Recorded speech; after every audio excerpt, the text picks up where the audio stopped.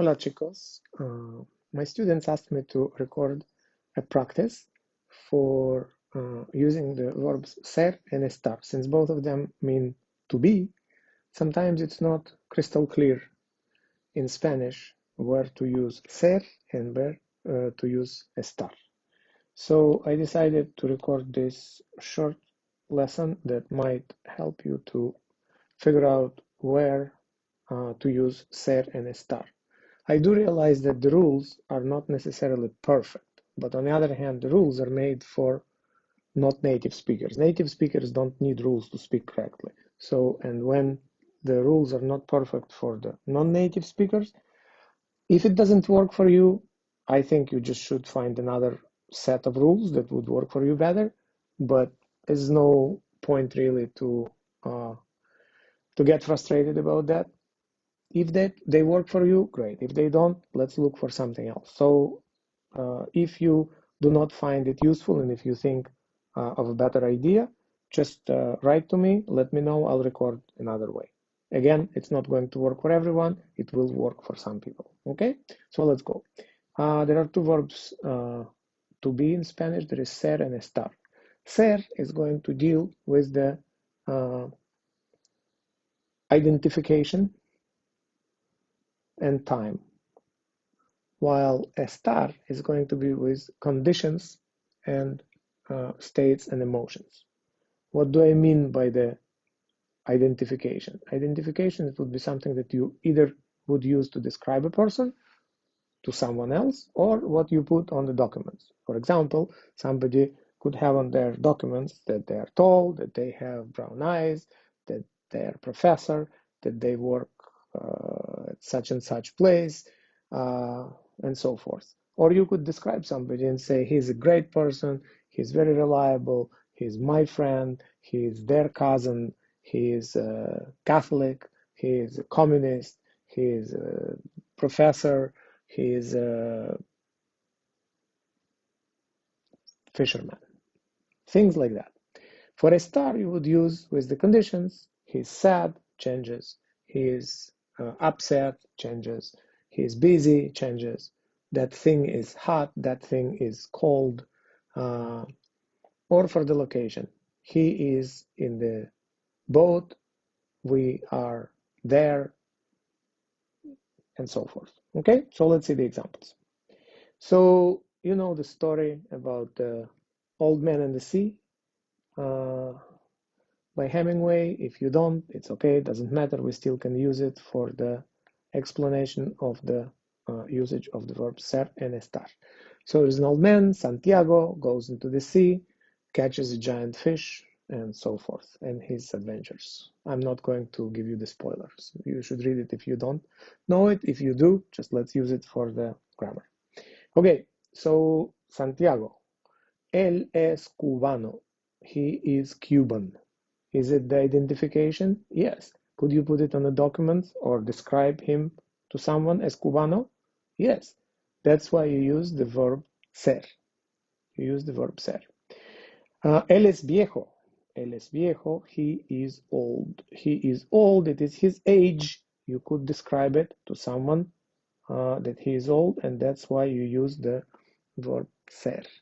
Él es Santiago. Again, it is identification. His name is Santiago, and you use the verb ser because it is his name, Santiago. Él es pescador. He is a fisherman. Note that in Spanish you don't need the indefinite article in here, but you are using the verb ser again because it is his profession. Él está preocupado. Preocupado. Preocupado is worried. Would you describe him to someone as worried? He is worried? No, you will not. It is his state, his condition, his emotion. He is preoccupied because the fish is too big and he's not sure that he can get it to the shore. Él está en Cuba. In this case, it is a location. If you see that en, you are going to use the verb estar because location is always used with estar. Again, you're not going to describe somebody and say, hey, he is in somewhere, because he might be or she might not be anymore. So you're not using the location for the descriptions. So it is the verb estar.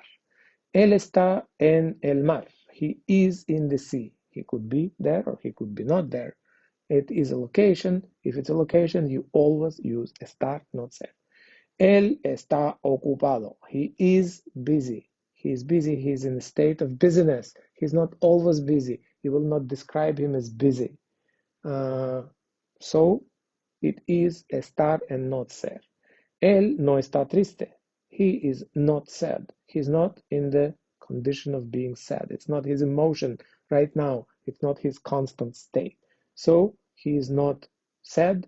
It is also used with estar, not with ser. Él está pensando. He is thinking. Finally, you use estar when you deal with the progressive tenses. Progressive tense, what does it mean? He is in a state of doing something. What is he doing? He's doing thinking. He is thinking. So when you deal with the progressive tenses, you also use the verb estar. Okay?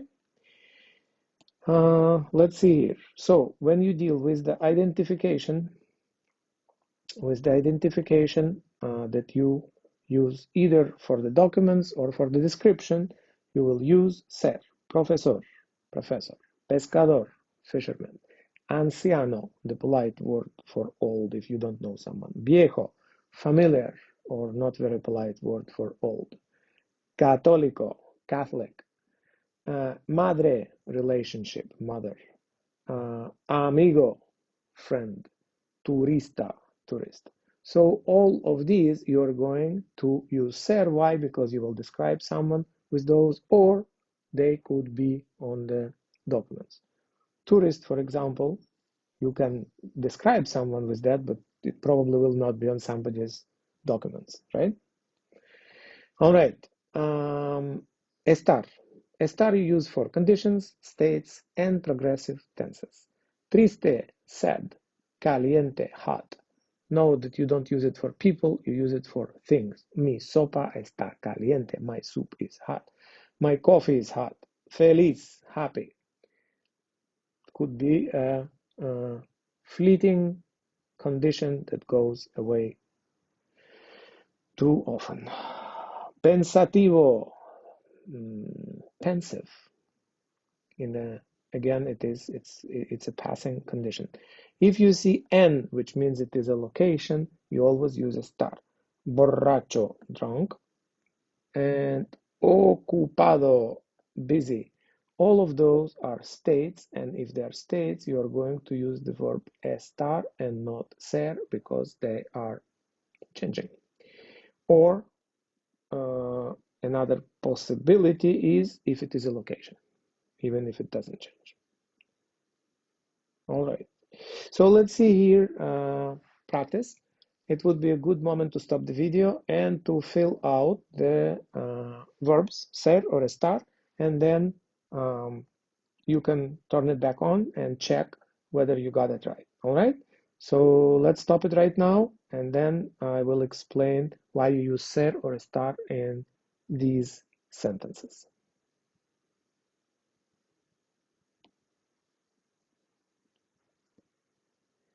All right. So Santiago, and you see here Cubano. Cubano means Cuban. Cuban is identification. You use the verb ser. You conjugate it correctly, and it is es. So the correct sentence is Santiago es cubano. Santiago es cubano. Santiago is Cuban. Él no es joven, es viejo. Age you always use with ser, and that's why you used ser in here. He is not young, he is old. Here he's being sad, he's not sure he's going to catch that big fish. So triste means sad, and you know that it's a condition, he's not always like that. You're going to use the verb estar. Él está triste. Santiago, no español. Español is Spanish. He's not Spanish, he's Cuban. So it is identification. So you do not use the verb estar, you use the verb ser. No es español. He is in America. Please note that you shouldn't use that word when you mean the United States because it's significantly offensive for Latin Americans, as their continent is also America. America is all from Alaska to Patagonia. If you want to be respectful, you will not call the United States America, because America consists of many, many countries of different languages. So you see that N, and that will immediately tell you that it is a location. If it is a location, you need the verb estar. You could use or skip the subject pronoun, and you could just say está en América. He is in the Americas. All right. El pez grande. Grande is big, pez is fish. The fish is very big. Is it a condition? Nope. It is the description. The fish is big, so you use the verb ser, you conjugate it. El pez es muy grande. The fish is very big. Hermoso. Next sentence. Hermoso means beautiful, and you have he and hermoso. And the fish is not being beautiful, but usually ugly, but it is intrinsically beautiful. Él es hermoso. So again, you use the verb ser. Next word is asustado. Asustado, it is scared. If you don't know it, you can look in the dictionary always if you deal with the text that you don't know. And that will tell you whether the word should be used as an intrinsic quality or the fleeting condition. El asustado. The fish is not always scared. It is a condition. So you say él está asustado, which means he is in a state of fright. And then finally you see en, which means in, and the Caribe, and the Caribbean Sea. And so you could skip the subject pronoun and say está en el Caribe. He is in the Caribbean. Why? Because it is a location.